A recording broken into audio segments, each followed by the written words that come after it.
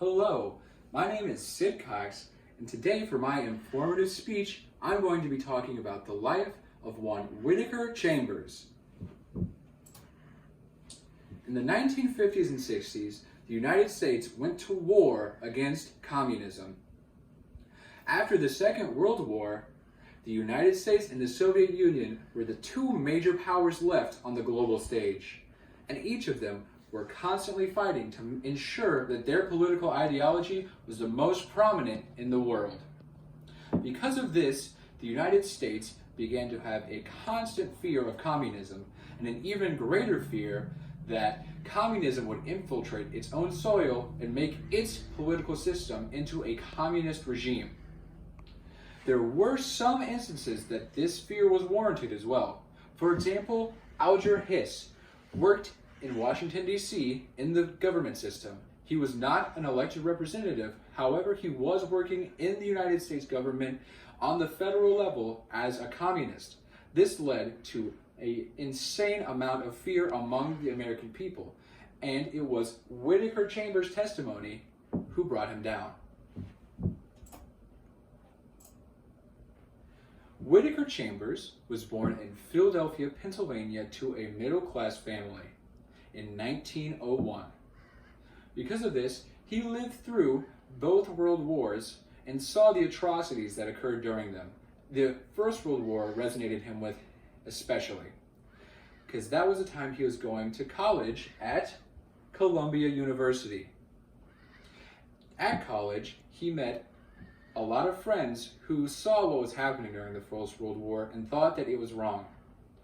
Because of this, they believed that communism was the only way to ensure that mankind reached its full potential, and Chambers began to agree with them. He joined the Communist Party. Eventually, he started to do errands that could have been considered treasonous to the U.S. government. During one of those errands, he met his wife, and eventually, him and his wife had a daughter. It was while looking at his daughter that Chambers began to be converted to Christianity. He was simply looking at his daughter's ear one day as he began to realize that something so beautiful and so precious to him could not have just been created by chance. So, Chambers began to read all that he could about Christianity and a higher power. Chambers soon became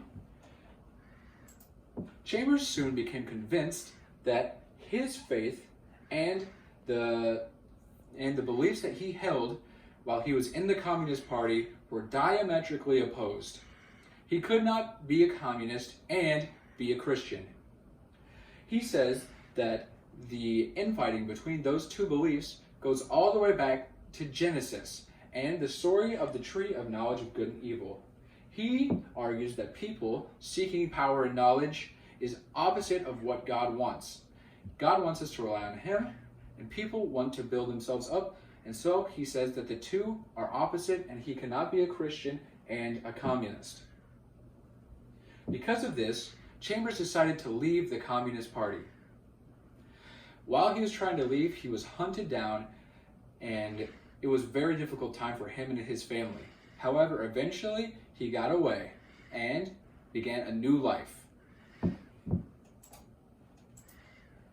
After several years, he was approached by Richard Nixon, the future corrupt president at the time working by himself in the government, to testify against one Alger Hiss, who was suspected of being a communist. Hiss had been a close friend of Chambers during his time as in the Communist Party.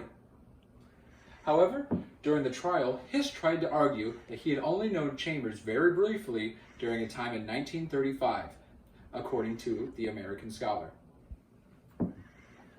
But Chambers had enough evidence to show that this was not true and to prove that Hiss was in fact a communist. Hiss's conviction led to a second Red Scare.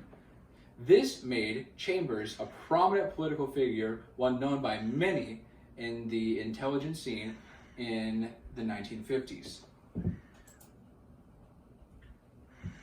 Chambers used this position to spread his faith.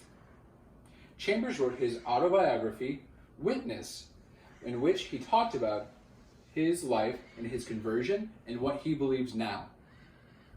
This led to the spread of Christianity to thousands among the American communist community, among the intelligent American community, and all over the world.